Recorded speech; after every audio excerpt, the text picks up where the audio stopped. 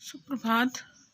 आज हम कक्षा 8वीं हिंदी पुस्तक मयूरी पाठ 21 बहादुर पढ़ेंगे। इस कहानी के लेखक हैं अमरकांत। इनकी गणना हिंदी के श्रेष्ठ कथाकारों में होती है। इस कहानी में इन्होंने बताया है कि घर में नौकर चाहे कितना भी ईमानदार क्यों ना हो, लेकिन कोई सामान गुम हो जाने की स्थिति में पहला संदेह उसी पर ही जाता है और उसके साथ मानवीय व्यवहार भी नहीं किया जाता। वह सामने खड़ा था और आंखों को बुरी तरह मलका रहा था। 12-13 वर्ष की उम्र, ठिगना शरीर, गोरा रंग और चपटा मुंह। वह सफ़ेद नेकर, आधी बाह की सफ़ेद कमीज और भूरे रंग का पुराना जूता पहने था। उसके गले में स्काउटों की तरह एक रुमाल बंधा था। उसको घेरकर परिवार के अन्य लोग खड़े थे। निर्मला चमकती दृष्टि से कभी लड़के को देखती और कभी मुझको और कभी अपने भाई को। उसको लेकर मेरे साले साहब आए थे। नौकर रखना कई कारणों से बहुत ज़रूरी हो गया था। मेरे सभी भाई और रिश्तेदार अच्छे ओहदे पर थे और उन सभी के यहाँ नौकर थे। मैं जब बहन की शादी में घर गया तो वहाँ नौकरों का सुख देखा। मेरे दोनों भाई भाभियां रानी की तरह बैठकर चारपाइयाँ तोड़ती थीं, जबकि निर्मला को सवेरे से लेकर रात तक खटना पड़ता था। मैं ईर्ष्या से जल गया। उसके बाद नौकरी पर वापस आया तो निर्मला दोनों वक्त नौकर चाकर की माला जपने लगी। उसकी तरह अभागिन और दुखिया स्त्री कोई भी और इस दुनिया में ना होगी। वे लोग दूसरे थे जिनके भाग्य में नौकर का सुख होता है। पहले साले साहब ने असाधारण विस्तार से उसका किस्सा सुनाया। वह एक नेपाली था जिसका गांव नेपाल और बिहार की सीमा पर था। उसका बाप युद्ध में मारा गया था और उसकी माँ सारे परिवार का भरण पोषण करती थी। माँ उसकी बड़ी गुस्सैल थी और उसको बहुत मारती थी। माँ चाहती थी कि लड़का घर के काम में हाथ बटाए, जबकि वह पहाड़ या जंगलों में निकल जाता था और पेड़ों पर चढ़कर चिड़ियों के घोंसलों में हाथ डालकर उनके बच्चे पकड़ता या फल तोड़ तोड़ कर खाता। कभी कभी वह पशुओं को चराने के लिए ले जाता था। उसने एक बार उस भैंस को बहुत मारा जिसको उसकी माँ बहुत प्यार करती थी और इसीलिए वह बहुत चिढ़ता था। मार खाकर भैंस भागी भागी उसकी माँ के पास चली गई, जो कुछ दूरी पर एक खेत में काम कर रही थी। माँ का माथा ठनका। बेचारा बेजुबान जानवर चरना छोड़ यहाँ क्यों आएगा? जरूर लौंडी ने इसको काफ़ी मारा है। इस गुस्से से पागल हो गई। जब लड़का घर आया तो माँ ने भैंस की मार का काल्पनिक अनुमान कर एक डंडे से उसकी दुगनी पिटाई की और उसको वहीं करहाता छुआ छोड़कर घर चली आई। लड़के का मन माँ से फट गया और वह रात भर जंगल में छिपा रहा। जब सवेरा होने को आया तो वह घर पहुंचा और किसी तरह अंदर चोरी छुपे घुस गया। फिर उसने घी की हंडिया में हाथ डालकर माँ के रखे रुपए में से 2 रुपए निकाल लिए। अंत में 9-2-11 हो गया। वहाँ से 6 मील की दूरी पर बस स्टेशन था। वहाँ गोरखपुर जाने वाली बस मिलती थी। तुम्हारा नाम क्या है? जी, मैंने पूछा। दिल बहादुर साहब। उसके स्वर में एक अजीब सी झंझनाहट थी। मुझे ठीक ठीक याद नहीं कि मैंने उसको क्या हिदायतें दी। शायद यह कि वह शरारतें छोड़कर ढंग से काम करे और घर को अपना समझे। इस घर में नौकर चाकर को बहुत प्यार और इज्जत से रखा जाता है। जो सब खाते हैं पहनते हैं वही नौकर चाकर खाते और पहनते हैं।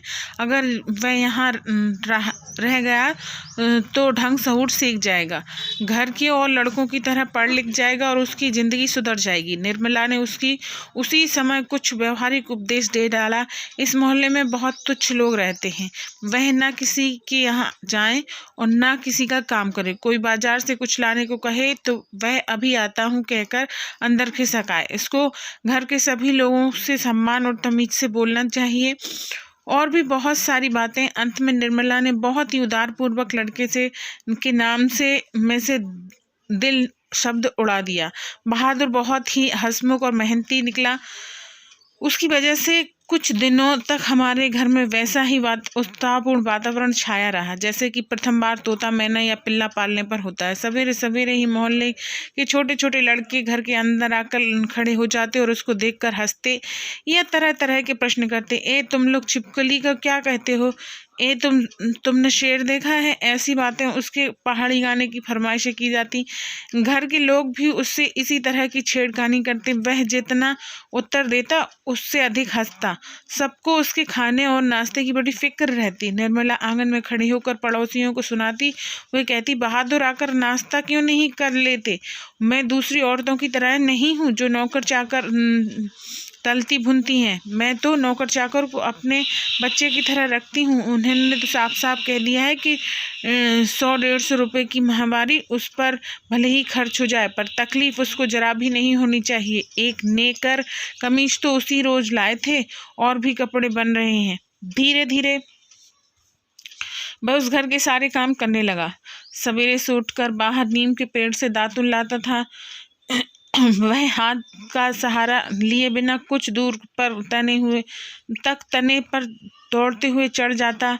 मिनट भर में वह पेड़ की चोटी पर नजर आता। निर्मला छाती पीट कर कहती, अरे रीछ बंदर की जात, कहीं गिर गया तो बड़ा बुरा होगा। वह घर की सफाई करता, कमरों में पोंछा लगाता, अंगीठी जलाता, चाय बनाता और पिलाता, दोपहर में कपड़े धोता, बर्तन मलता। वह रसोई बनाने की भी हट करता, पर निर्मला स्वयं सब्जी और रोटी बनाती। निर्मला की उसको बहुत फिक्र रहती थी।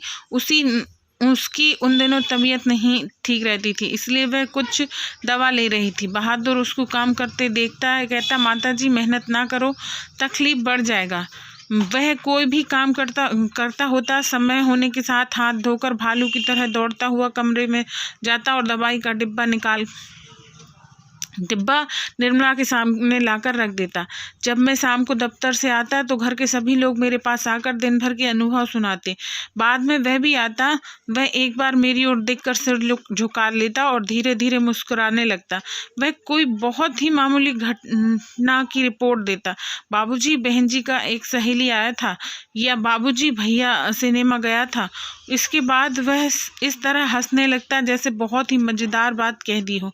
उसकी हंसी बड़ी कोमल और मीठी थी, जैसे फूलों की पंखुड़ियां बिखर गई हों। मैं उससे बातचीत करना चाहता था, पर ऐसे इच्छा कर रखते हुए भी मैं जानबूझकर बहुत गंभीर हो जाता और दूसरी ओर देखने लगता। निर्मला कभी कभी उससे पूछती थी, बहादुर तुमको अपनी माँ की याद आती है? नहीं। क्यों? माँ मारता जो था। इतना कहकर वह खूब हंसता और जैसे मार खाना खुशी की बात हो। जब तुम अपना पैसा माँ के पास कैसे भेजने को कहते हो? माँ बाप का कर्ज तो जन्म भर भरा जाता है। वह और भी हंसता था। निर्मला ने उसकी एक फटी पुरानी दरी दे दी। घर से वह एक चादर भी ले आया। रात को काम धाम करने के बाद वह भीतर के बरामदे में एक टूटी हुई बसखट पर अपना बिस्तर बिछाता था। वह बिस्तरे पर बैठ जाता और अपनी जेब में से कपड़े की एक गोल सी नेपाली टोपी निकाल कर पहन लेता और बाईं ओर काफ़ी झुकी रहती थी। फिर वह एक छोटा सा आईना निकाल कर बंदर की तरह उसमें अपना मुँह देखता था।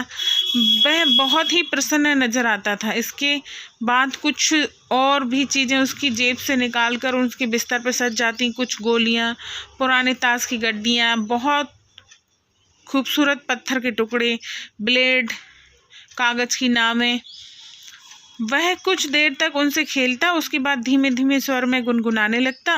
उन पहाड़ी गानों का अर्थ हम समझ नहीं पाते थे, पर उनकी मीठी उदासी सारे घर में फैल जाती, जैसे कोई पहाड़ की निर्जनता में अपने किसी बिछड़े हुए साथी को बुला रहा हो। मैं अपने को बहुत ही ऊंचा महसूस करने लगा। अब मैं मोहल्ले के लोगों को पहले से भी तुच्छ समझने लगा। मैं किसी से सीधे मुंह बात नहीं करता। कई बार पड़ोसियों को सुना चुका था, जिसके पास कलेजा होता है वही आजकल नौकर रख सकता है। निर्मला भी सारे मोहल्ले में शुभ सूचनाएं दे आई। आधी तनख्वाह तो नौकर पर ही खर्च हो जाती है, पर रुपया पैसा कमाया किस लिए जाता है? ये तो कई बार कह चुके थे कि तुम्हारे लिए दुनिया के किसी कोने से नौकर जरूर लाऊंगा। वही हुआ। निसंदेह बहादुर की वजह से सबको खूब आराम मिल रहा था। घर खूब साफ और चिकना रहता, कपड़े चमाचम सफ़ेद। किसी को मामूली से मामूली काम करना होता तो बहादुर को आवाज़ देता, बहादुर एक गिलास पानी, बहादुर पेंसिल नीचे गिरी है उठाना। इस तरह की फरमाइशें। बहादुर घर में फिरकी की तरह नाचता रहता। सभी रात में पहले ही सो जाते और सवेरे 8 बजे से पहले ना उठते थे। Okay bye. अगला वीडियो मैं अगली क्लास में बनाती हूँ। वीडियो बहुत बड़ा हो रहा है।